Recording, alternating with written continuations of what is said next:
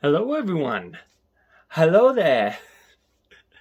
You see, I'm in a different place. I'm doing a little traveling. Before my 20 months of traveling, I'm going to California to attend a YouTube conference. But this is not why you're here. You're here for a little bit of philosophy. And one thing I wanted to talk about and think about today is comfortability, and specifically about the paradoxes of comfortability. So we've all heard of you need to be comfortable with being uncomfortable. And that notion, so what it means for the people who haven't heard it or need a definition or understanding of it is essentially the discomfort or pain, in that you might feel slight discomforts or pains you have to deal with. And if you deal with them enough and you do it habitually, you get comfortable with being slightly discomfortable. So, for example, a good example is the cold outside. So, people in Wisconsin can go outside when it's 8 degrees 0 degrees in shorts and a t-shirt and be fine, because their bodies have grown comfortable with being uncomfortable in this extreme weather. And you can apply that concept, you can apply in anything in your life, uh, or many aspects of your life. So cold showers, for example, saunas, a little bit of pain, let's say fasting. So I've noticed with me, as I've done so I do quarter fast. So I do 3 days of fasting, no eating, every 3 months.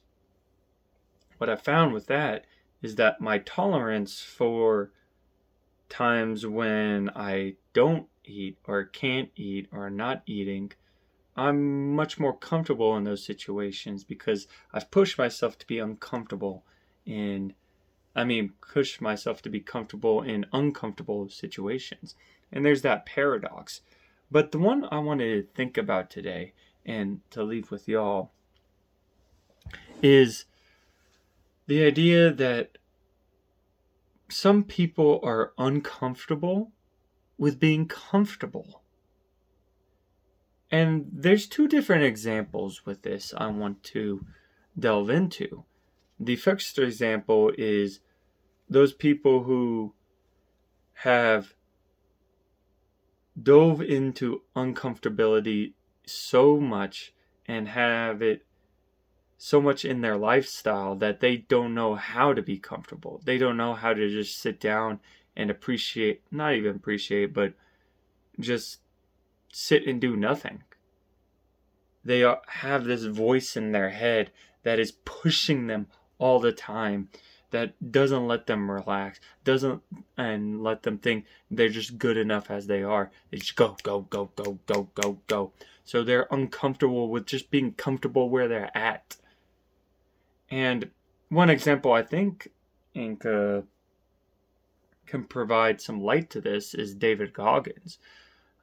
I see in his behavior and how he talks about his experiences and the voice inside of his head, uh, that keeps telling him, go, you have to go, oh, you have to do more, you have to do more, you have to do more.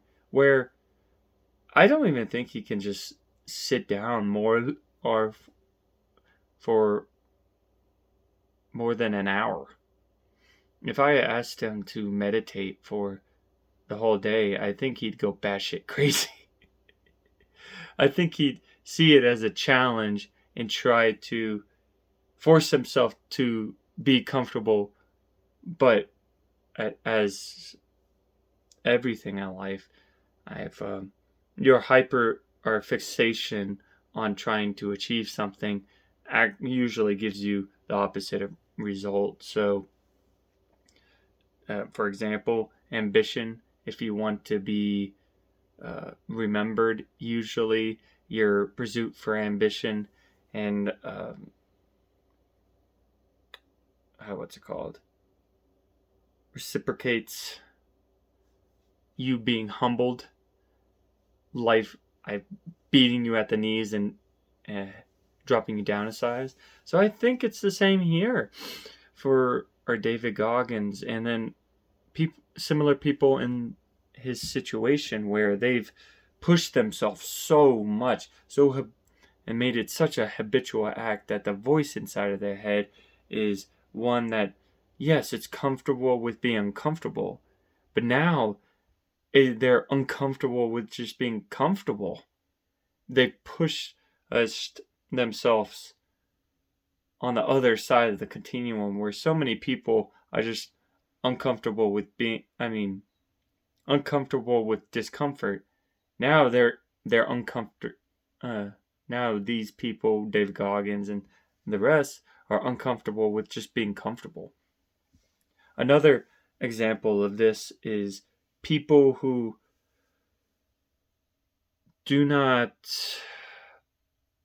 are not satisfied with their lifestyle, where they always need more, and they feel like that the next external stimuli, and the next car, the next house, the next husband or wife, the next venture, or the next travel, vacation will give them the satisfaction that they're looking for. But ultimately, what they're doing is they're just not comfortable. They are just uncomfortable with being comfortable, with being satisfied with what they have right now, being comfortable in their situation.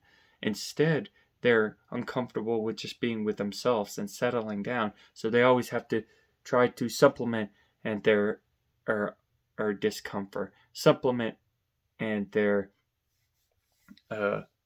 dissatisfaction of the moment. So they're always pushing themselves, trying to find something and to fulfill themselves, to satisfy themselves. But as we've seen, that's a paradox as well.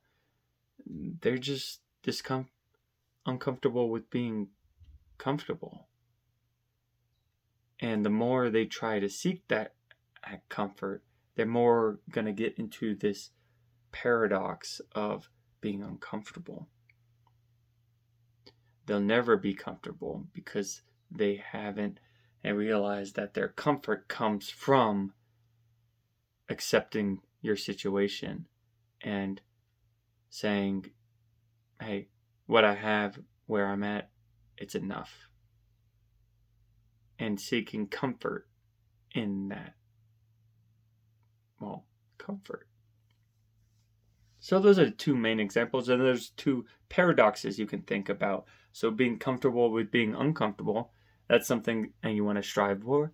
But one thing you don't want to, the opposite of that, the full extent of that is, not the full extent, the opposite of it.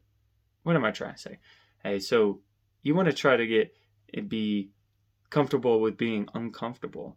But if you push that to its extreme, you get the paradoxical reciprocal of being uncomfortable being comfortable.